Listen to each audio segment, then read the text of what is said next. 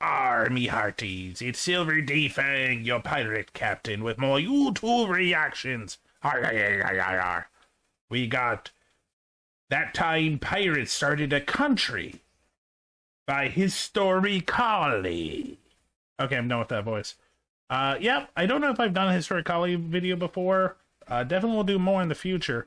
And yeah, pirates made it a democratic society, and you got to see what happened. Enjoy. Quick, leave your stupid... Okay, yeah, we'll do this. Welcome back, Blue. Okay. That time, pirates started a country by historically. Blue sent me this. I've never seen historically. I like pirates. I am a pirate. And countries are cool. Yeah. farmer job and become a privateer, so we make sure France doesn't become a global superpower. Fuck you, France! Alright, thanks guys. The War of the Spanish Succession is over.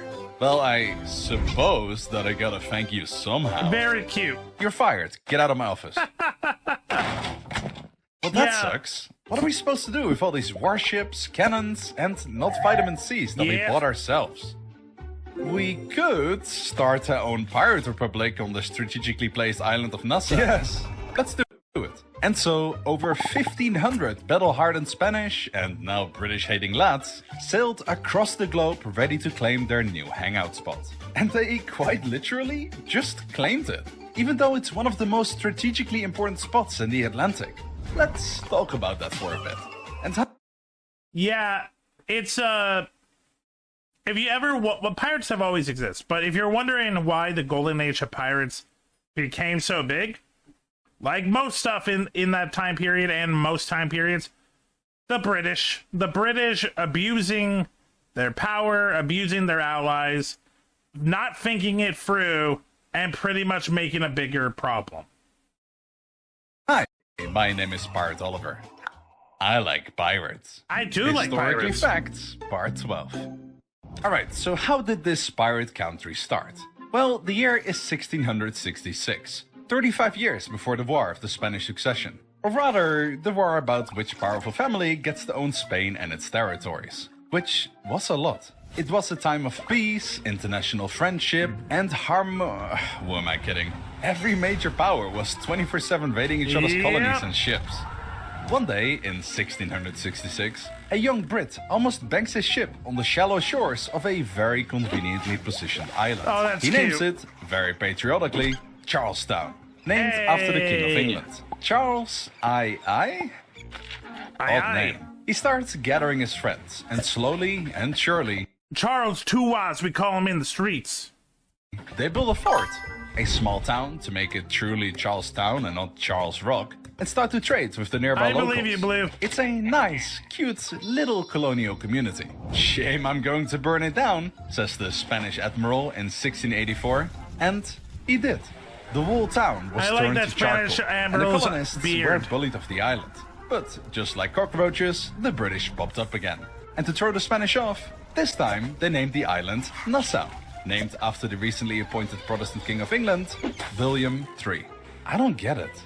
Willem was part of the Nassau family, that's why it's called Nassau. Oh, yeah, that makes sense. The British rebuilt the whole island, slapped a fancy, stronger fort on top, and audibly laughed at the Spanish every time they tried to take the island. Fast forward to the 1700s, and we are now in the early stages of the War of the Spanish Succession. England is still laughing at Spain's attempt to reclaim the island, but then Big Bro jumps in to help Spain, and the island gets flattened a second time. This time, they made sure to spray French artifacts everywhere. You know, so those annoying Brits wouldn't return. With the whole island flattened again, it became abandoned. Technically, it was on... Everyone knows British people can't handle good, delicious baked goods. It's true. ...under British rule, but in practice, there was no government, no defense, and no law. Just a beautiful port, empty buildings, and broken walls. Yep, don't mind me, I'm just selling rum. Oh no. Run! Ever heard of Blackbeard? How about Jack Rackham? Yeah, hey, that's me. Yep. Maybe Charles Vane. All these pirate legends had their pirate careers from Nassau. Hell, even the most known pirate flag is from Nassau itself. But just like a crew needs a captain, Nassau needed a pirate governor. Meet, and I'm not making this name up, Benjamin Hornigold. Hey, yo! Be gold, horny for the gold. Yeah, he in town. Couldn't get a more piratey name even if you tried.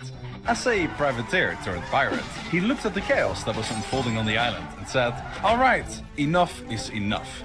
If we want this all to work out, we need to put some rules on the ground." He gathers the captains, tells them to put the swords down and to stop headbutting over whose pirate is actually cooler, and finally start building what would become the world's first accidentally democratic pirate commune. And the pirates? They listened. Effectively, Hornigold forged himself into becoming the first president of the Pirate Republic. His first act as president was to enforce rules. For example, from now on, crews voted for their captains. No longer the loudest guy gets to automatically be the leader. Another big reform was that loot was now to be shared fairly.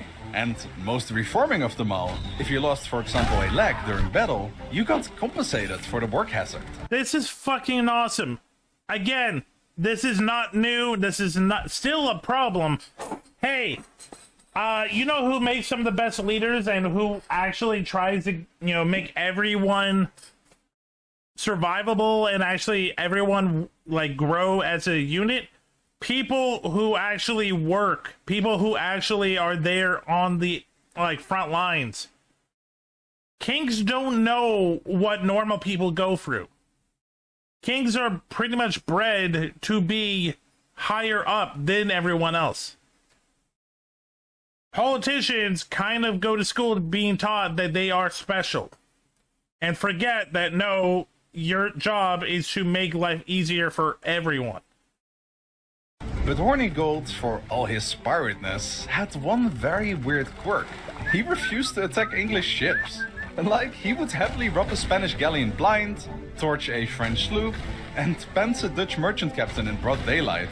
But if you were flying the Union Jack, he would tip his hat and say, "Cheerio, mate," which was a little awkward, considering the entire point of Nassau was just taking it to the British Empire. So, after ruling the pirate country for 3 years, the pirates voted for a different president. And he was succeeded by none other than his spooky bearded apprentice, Edward Teach, Blackbeard! aka Blackbeard. Blackbeard wasn't interested in building a republic, he was building a brand. Blackbeard is one of the biggest dicks in history. This man literally would sell out his own grandma to survive. He lit fuses in his beard, strapped pistols across his chest, and draped himself in black like a pirate Batman. Okay, show off, you might think, but this whole brand building was actually genius. The stories of him and his crew became known all across the Atlantic. Everyone was afraid of the pirate maniac. Merchant ships surrendered the moment they saw his flag, practically donating the loot. Nassau flourished under Blackbeard's rule. The harbor filled with ships, markets popped up selling stolen cargo, bad rum, and maybe one or two cursed objects. Ooh. Pirates of all flags poured into Nassau. British, Irish, American, Afro-Caribbean, even a few confused Scandinavians. Nassau had to become the Las Vegas of the Atlantic. No rules, no kings, and definitely no taxes. Cool, said Blackbeard during his third year as a president. Anyway, I'm bored. So he sailed north, made deals, blockaded entire ports, and left the Republic in somewhat capable hands? Well, not more capable than the sponsor of this video, Quillbot. I like writing about pirates and, well,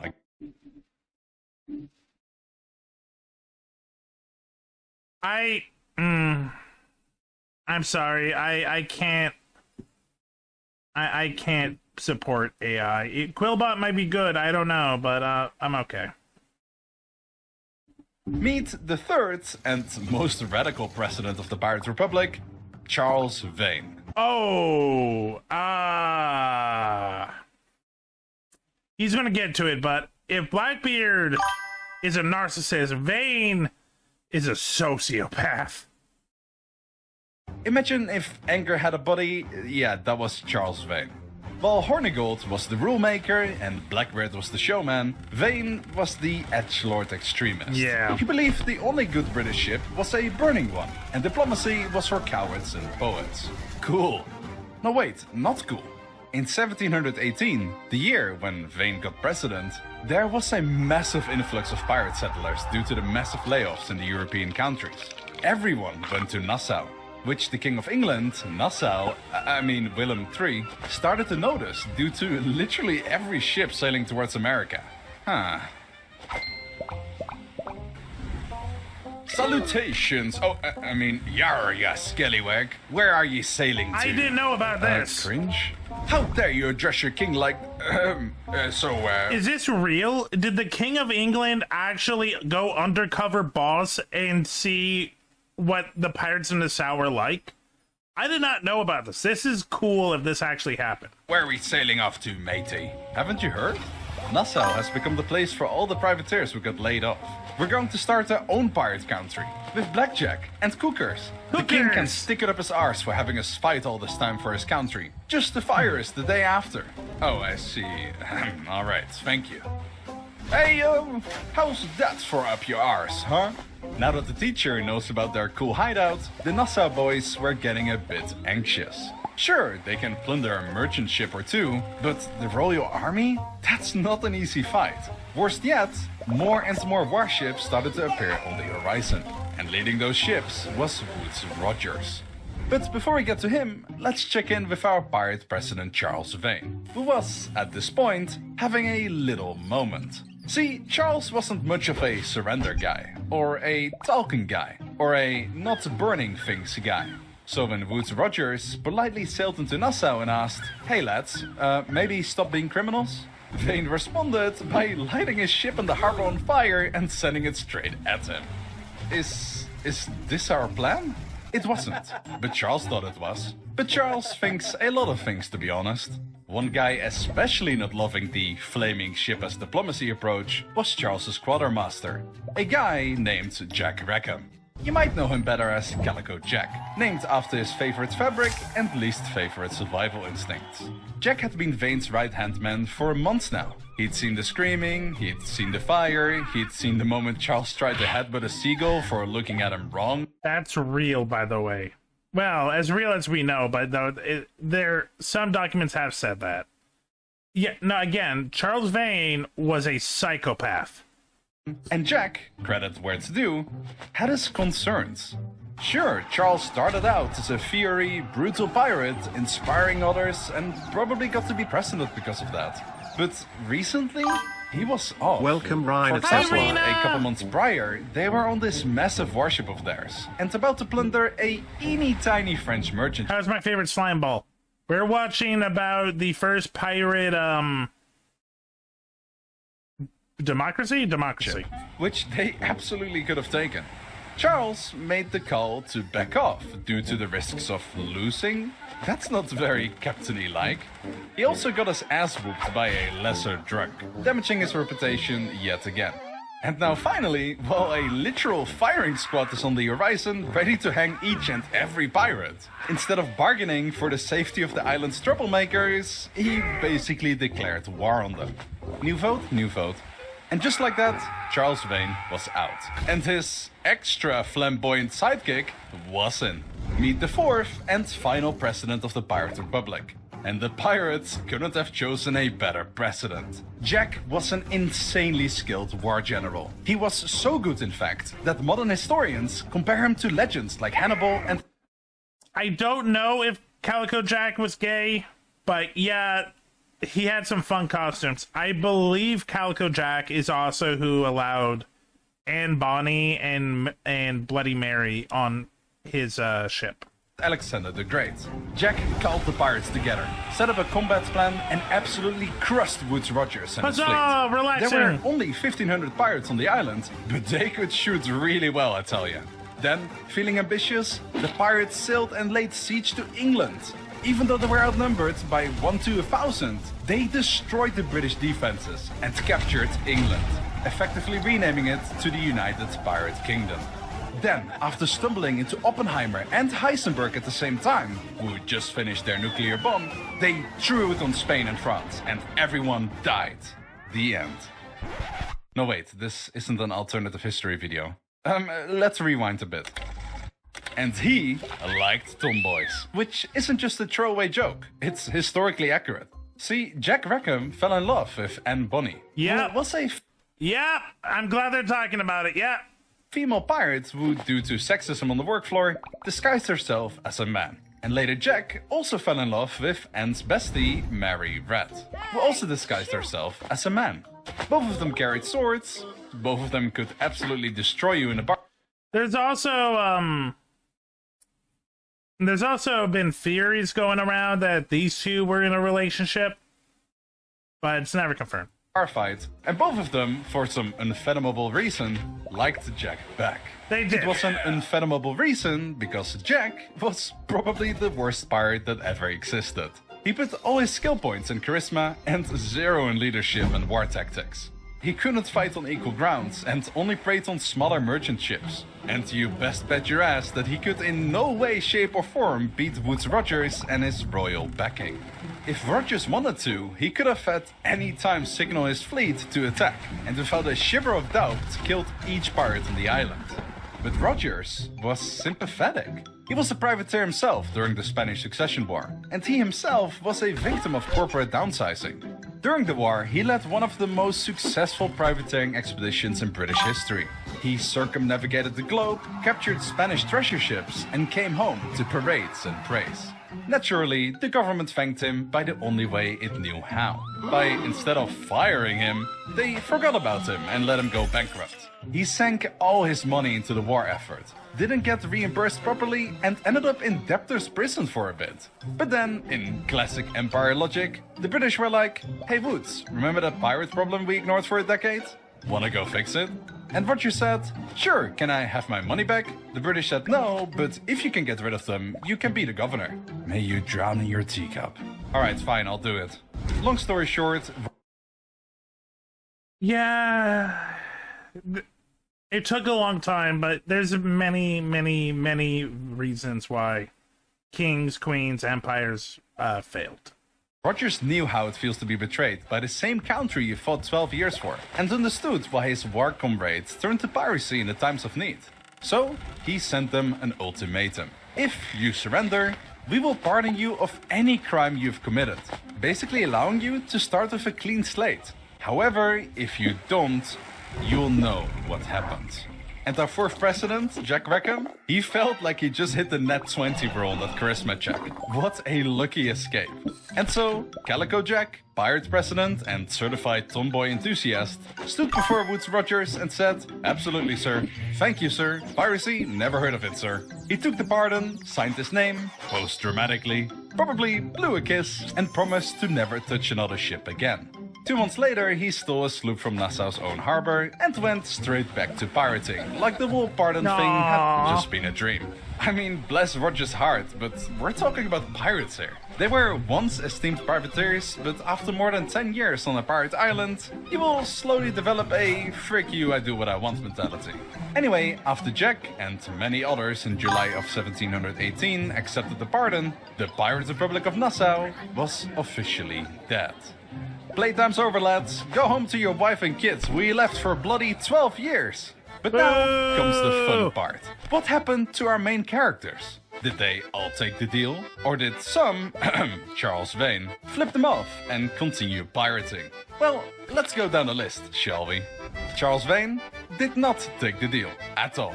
In fact, when offered the king's pardon, he reportedly said, "I would rather die a pirate than live like a servant." Bold words for a man who would, shortly after, be abandoned by his own crew. Yep, after a series of bad calls and even worse luck, Vane lost his ship, lost his men, and got captured. He was shipped back to Jamaica, where the government gave him exactly what he asked for: death. Yep. They hanged him in 1721. He died as he lived, angrily. I believe he died with a scowl. That makes sense for Blackbeard Vane. also did not take the pardon, but he played the game longer. He kept raiding ships of the Carolinas, made shady deals with corrupt governors, and even threw a retirement party for himself at one point. It didn't help. The British Navy eventually caught up with him. In 1718, he was ambushed and killed in a brutal battle. It reportedly took 5 bullets and over 20 sword wounds to bring him down. And then they chopped off his head and hung it from the bow of their ship. Creepy. You know, gross for vibes. Hornigold? Plot twist, he did take the pardon. Not only that, but he switched sides. Hornigold went from pirate president to pirate hunter. He spent the last years of his life capturing his former friends and delivering them to the British. I guess karma took that somewhat personal, because not much later he died in a shipwreck in 1719. Yikes. Jack Rackham? You already know how that went. He got pardoned, then pirated again, and surprise surprise, then got captured. His execution wasn't exactly cinematic. You know what? You're pulling it off, executioner. Slay. He was caught drunk, tried by court, and hanged like an amateur. But let's talk about the real stars. Anne Bonny and Mary Red. They fought like hell when the British came. Legend says they were the only 2 crew members still on their feet when the ship was boarded. Jack was passed out drunk. They were furious. The girls were both captured and sentenced to hang, but both pleaded the belly, claimed to be pregnant. It worked for Anne and she got out scot-free, but not for Mary, who died in prison and disappeared from the records. Some say she died shortly after, some say she lived a quiet life. Some say she disguised herself again and became a tree this time. Nassau was cleaned up, fortified, and turned into You know what? The tree life is not a bad life. a proper colony under Woodes Rogers. The fort was rebuilt, the pirates were gone, and over time, the Republic faded into legend. I like pirates. Pirates are awesome. There's some insane shit, man. That was a lot of fun. I learned a little bit, actually. I already knew a lot of it, but I learned a little. Thank you, Hister Callie. Now I gotta look it up. Calico Jack outfits.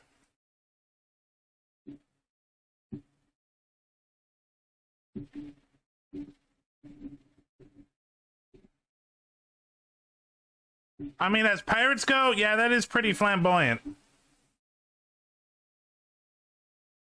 Oh, yeah.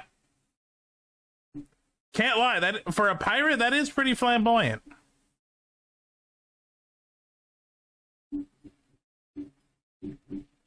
Also, this stance. Very flamboyant stance. Also, with Anne Bonny and Mary Read. Noise. That was fun. Thanks for checking out this video. Check me out on Twitch, SilverDFanng, 2 N's in Fang. Check me out on Twitter and Blue Sky under the same name. Also TikTok. Have a great night.